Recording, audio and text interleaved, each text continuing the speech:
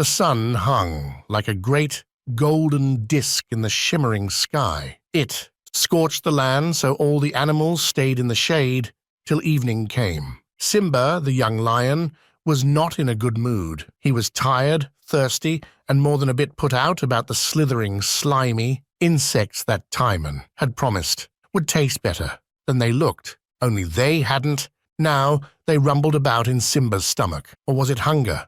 Simba had grown a lot since his early days as the royal cub of the Pride Lands. After the tragic death of his father, King Mufasa, Simba had tried to forget the past. He was in exile from his home. But Simba's appetite matched his ever-increasing size. Timon saw Simba's tail irritably swishing to and from as the lion padded slowly along. The sharp-witted and Meerkat would have preferred to dive down the nearest burrow to avoid the exhausting heat. Instead, he trotted along in the bulky shade of their third companion, Pumbaa, and did his best to sound cheerful. "Feo, is this hot or what?" he gasped. "Could I manage a cool water cocktail?" "Make mine a mega-sized mud bath," grunted Pumbaa. "Is that too much for one overheated warthog to ask for?" Stopping suddenly in his tracks, Pumbaa raised a trotter and dreamed of dipping it into delicious cool mud. Instead, he stamped on Timon's tail by mistake. "You clumsy twin-tusked hoghead!" the meerkat yelled shrilly. "Huh? Oh, sorry," replied Pumbaa. "Did that hurt? Put it this way, pal. I can't feel my tail," hissed Timon. "Guess that's all right then." Pumbaa grinned with relief. "For a moment I thought it hurt."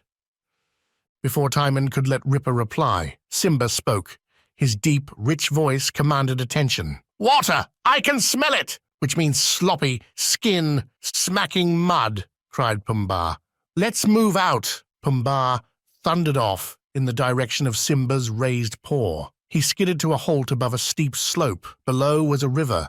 Now in the dry season, its waters had shrunk to leave a wide, muddy bank. "Come on, guys!" cried Pumbaa, launching himself headlong towards the river. In fact, the slope was covered in loose stones. Pumbaa lost his footing and rolled down it with a startled yell. "Neo! Help! I'm coming!" roared Simba. With strength and speed, Simba sprang forward. After all, Timon and Pumbaa were his friends, and friends must stick together. But the lion was too late. Pumbaa crashed down the slope into thick, foul-smelling mud. Splat! "Are you okay?" called Simba. Two big round eyes stared happily up at him. "Never felt better!" squealed Pumbaa, looking like a mysterious mud monster. He rolled and wriggled until he was caked in glorious mud. "Yuck!" sniffed Timon, riding on Simba, who descended the slope more carefully. "That low-life guy has no class." Passing the wallowing warthog, Timon jumped off Simba and went to the water's edge. "I'll take a long, cool one on the rocks," he joked, about to drink. With a couple of heavies like Simba and Pumbaa around, Timon did not feel the need to be too careful. Besides, there were no other animals to be seen. Simba noticed that too and sensed something was wrong. The thirst that had brought them to the water should have tempted others. But the river bank was empty. On the far side, a tangle of trees lined the shore, yet their branches were silent, their shade unused. It was then that Simba's keen eye spotted something on the water, the slightest movement, a darker shadow. Simba tensed and listened, his ears upright and alert. The shadow grew bigger and closer. Something large, very large, rose from the depths. Next moment, Timon smacked his thirst-quenched lips. "That sure beats a mouthful of dry dust!" He grinned at Simba. But the lion was looking beyond him. Every muscle of his furry golden frame was taut. Simba's eyes shone like red-hot coals. "Nice pussycat! Good pussycat! Why didn't you say you wanted to drink first?" Timon muttered nervously. Simba said nothing. His jaws opened. In a flash, the lion leapt. No! I wouldn't even make a worthwhile snack!" shrieked Timon, with his back to the water. Timon had not seen the long, snaking form that was almost upon him. Water seethed round a huge, scaly head. Cold eyes flashed as Timon turned and saw a mighty mouth full of terrible teeth. It was a crocodile. He closed his eyes. In that same split second, the meerkat felt himself, pulled off his feet. When he dared to look, Timon found himself dangling like a cub from Simba's mouth. The lion had snatched the meerkat from deadly danger. Behind them, the crocodile slid away through the water. Simba carried Timon clear, then gently dropped him. "Howling hyenas," he gulped, shaking. "Remind me to drink only coconut milk from now on. It's safer. What was that?" As he spoke, Timon noticed a troop of monkeys watching. "That's Riptail," their leader spoke up. "Ruler of all crocodiles in the river, and the reason why none of us dares drink there." "Kind of late with the news, Paul, huh?" replied Timon. "I was nearly crocked." "I'd like that Riptail reptile to feel the tip of my tusks," fumed mud-caked Pumbaa. "He should pick on someone his own size." Other monkeys gathered as if from nowhere. All told the same sad story. Everyone feared Riptail. Their leader pointed from his troop to the trees beyond the river. "Somehow we must get across," he told Simba. "The trees offer food and shelter. There's little of either on this side. Will you help us?" "Someone has to stand up to that outsized croc creep," cried Timon. "Right, Simba?" From the river came a splash as Riptail slapped his mighty tail in warning. Simba growled. "It's time that giant-jawed river snapper was sunk," he snarled. "Simba's the dude to do." "It," nodded Pumbaa. "And that's the tooth," grinned Timon. Every day in the great African sun-bleached wilderness brought life's little problems. But the problem facing Simba, down by the river, was outsize. A giant-jawed croc called Riptail seemed, set on making a meal of any animal that came close to the water. But for Simba, Timon would have been a mini-bite. Between the reptile's rows of terrible teeth. Now, the young lion had sworn to give Riptail a lesson in manners. Not just for Timon or all the other thirsty animals that badly needed a drink, not even for the troop of monkeys who had to cross the river to reach food-rich trees on the far side. "I guess I just don't like a bully," growled Simba. "If Riptail wants to stay healthy, he should hightail it out of here." The crocodile's sinister shape slid silently through the water. He was watching, waiting. Pumbaa huffed, puffed, and waved his twin tusks. "Yeah, right on, Simba. We'll rattle that outsized reptile till his teeth drop out." Pumbaa grew so excited that he stomped through some foul-smelling mud where the river had shrunk. Large, sticky lumps went flying in all directions. Splat! One planted itself slap-bang on top of Timon. The meerkat wiped away the worst of it and gave a sickly grin.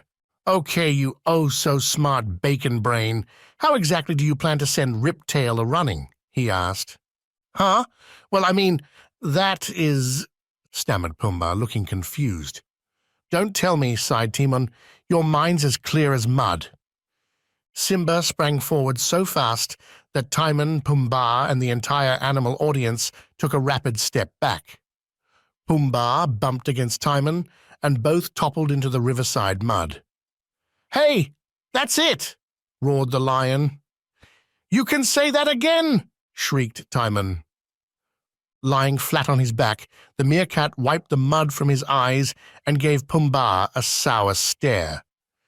"If you do that once more, you hairy hog, I'll—" Pumbaa turned and offered his tail to Timon as a tow rope.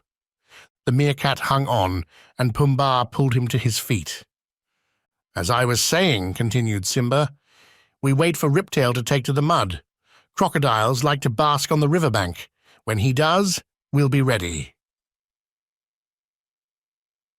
Riptail coasted lazily up and down the river, his mighty tail lashing to and fro.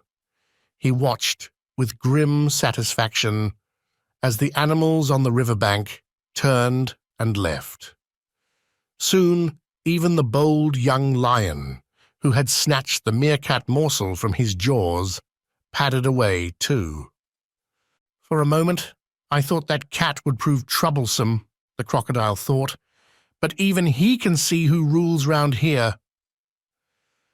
Riptail cruised towards the sun-soaked river's edge. The mud bank that had so pleased Pumbaa seemed a perfect place to rest. The mighty monster slid out of the river onto it. Enjoying the welcome warmth, the king of all crocodiles sleepily closed his eyes. He dreamed delicious dreams of dragging Simba helplessly into the watery depths. As the sun bathed his leathery back, the crocodile's cavernous mouth opened. Not for a moment did he suspect he was in danger. Meanwhile, Simba had sent the monkey troop to seek out some strong jungle vines.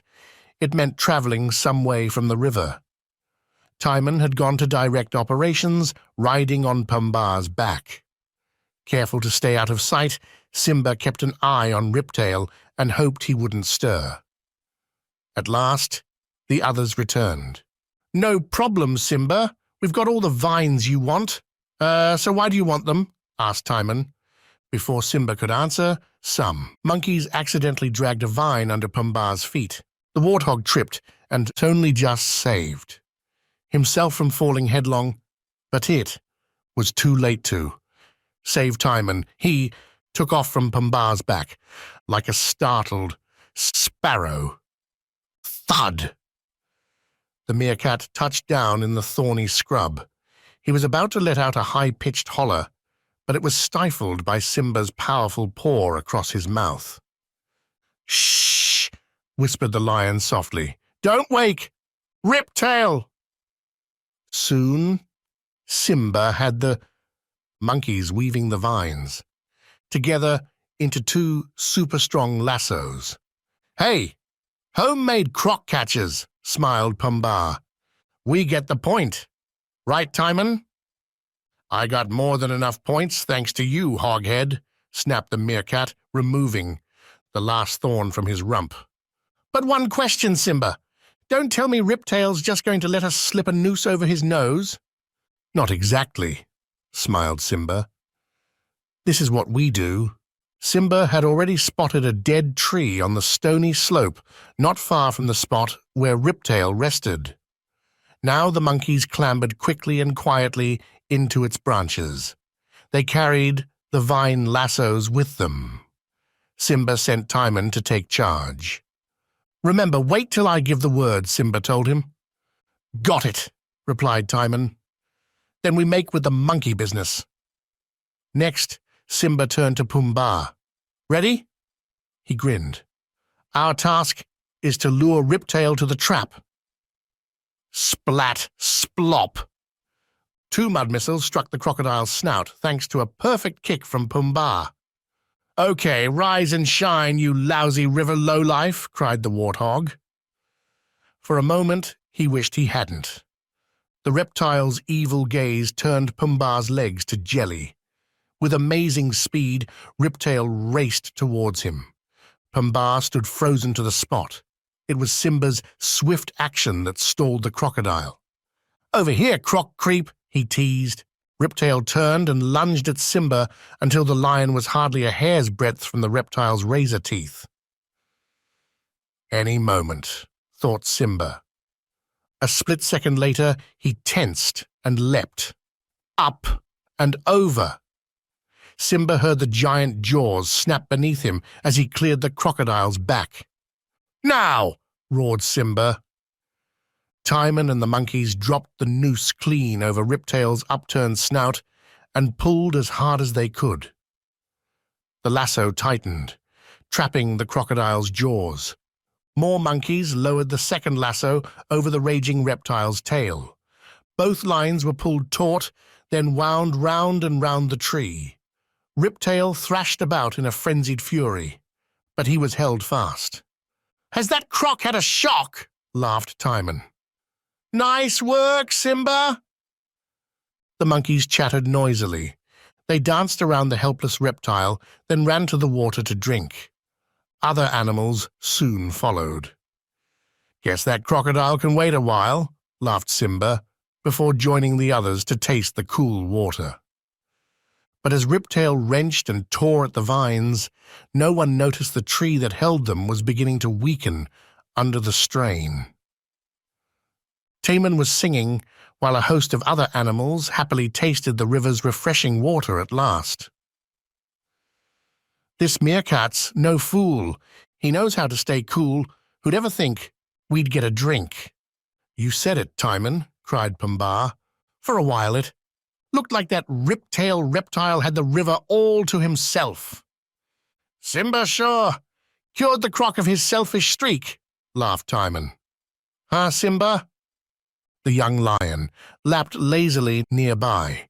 A smile crossed his handsome face. Maybe not quite cured, began Simba, water dripping from his chin. He glanced to where Riptail was bound by jungle vines to the storm-struck tree. Let's just say that crocodile is tied up right now. Pumbaa squealed with laughter. Enjoying the joke, he rolled over on his back in thick riverside mud, kicking the air. He almost landed a flying blow on Timon by mistake. Tied up! Get it! Ha ha ha! Nice one, Simba! I like it, bellowed Pumbaa. Don't get too near, you bacon brain! Snapped Timon. An accident, pal, Pumbaa began. Yes, I was getting kind of carried away. Well, I don't. Like you trying to crown me, came Timon's quick reply. If they had stopped arguing long enough, the meerkat and warthog would have seen a faraway look in Simba's eyes. The word crown had stirred half-forgotten memories of his past as a royal cub in the Pride Lands. Perhaps if things had been different, muttered Simba, sadly to himself. Simba! Simba! The young lion became aware of his name being called. He stirred from his daydreams and saw a nightmare. The dead tree that Riptail was lashed to lurched suddenly, revealing twisted roots ripped from the ground. The king of all crocodiles had used his spectacular strength to loosen the tree and the vines that held him to it. Terrified monkeys screamed. Startled zebras stopped drinking and galloped away. Timon stood speechless with shock, and Pumbaa sat bolt upright like a mud-baked statue. There was an ear-splitting kerwiark, and a branch crashed down. The tree leaned crazily but refused to fall. More vines snapped, and Riptail wriggled free.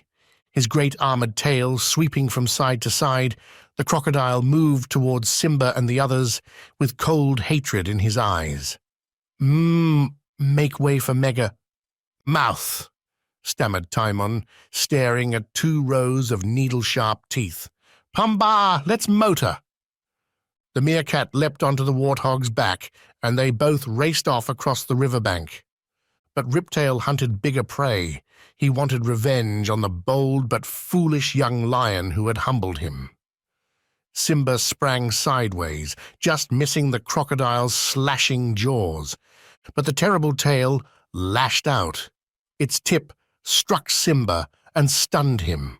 Riptail saw his chance. Scenting victory, he lunged at the lion, who recovered himself just in time to roll clear, a split second from death. Simba spotted the weakened tree and bounded towards it. "What's your problem, Riptail?" called Simba. "Is one little cat too quick to catch?" Riptail reacted exactly the way Simba had hoped. In a frenzied fury, the crocodile followed. Simba hardly had time for the next part of his plan. He leapt into the old tree, then stepped oh so carefully along a low branch barely inches above Riptail's snapping jaws. Simba's extra weight finally dislodged the trunk. The tree creaked, shuddered, then toppled right over. Not until the very last moment did the young lion jump clear. Watching Simba, Riptail didn't see it start to fall. As the tree crashed down, he was trapped beneath it. "Perfect, Simba!" yelled Timon. "Riptails permanently crocked," added Pumbaa. The monkey troop howled excitedly. Zebras and antelope returned to drink, and before long, the river was a busy place once again. The heavy tree trunk lay across Riptail's back so he could not move. It drained him of his strength and breath. Riptail knew he had lost his power. Slowly, he would lose his life. Simba knew that too. He padded towards the weary, defeated crocodile.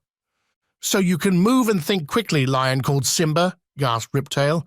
"You make a worthy opponent. It's almost a pity we're enemies." "We need not be," said Simba. Riptail listened, and, as Simba explained, the crocodile knew this was no ordinary lion, but one destined to be a great leader. Simba had the monkeys fetch more jungle vines and tie them to the tree. Then, with the help of the zebras, they helped pull it off Riptail. "Maybe I'm only a mere meerkat, Simba," protested Timon. "But why are you setting that wriggling reptile free? I mean, how can we trust him?" "He has given me his word," said Simba, "in return for his life." "Don't be afraid, meerkat," said Riptail. "Simba has shown me it is better to have friends. There are times when even I need them. Now I will show you I mean what I say." Riptail knew that the monkey troop needed to cross the river. On the far side, the tangled trees offered shade and food. Simba watched the huge crocodile slide into the water. Pumbaa, Timon and all the other animals kept a safe distance, still unsure. They were even more alarmed when Riptail returned. Now the river seethed with crocodiles. "What did I tell you, Simba?" cried Timon. "That lousy, rotten Riptails brought reinforcements." Simba said nothing. The water boiled as the crocodiles thrashed about until the animals stared in amazement at the living bridge formed by the crocodiles lying head to tail. They stretched from one riverbank to the other. Now Riptail's eyes sparkled with laughter. "Come, Simba, lead them across," he called. "It is time I ruled the river with friendship, not fear." "Now you're talking," said Pumbaa, following the lion. "And we're walking," chuckled Timon. "It's not all bad having Riptail on our side." The monkeys danced across the crocodiles' backs, then up into the branches of the trees. "Goodbye, Simba," called Riptail. "I will not forget you." Simba nodded, then threw his head back and roared. The sound carried across the wilderness. It was Timon, of course, who had the last word. "You may be the big cheese in this river, but wherever he goes, my pal Simba rules, okay?"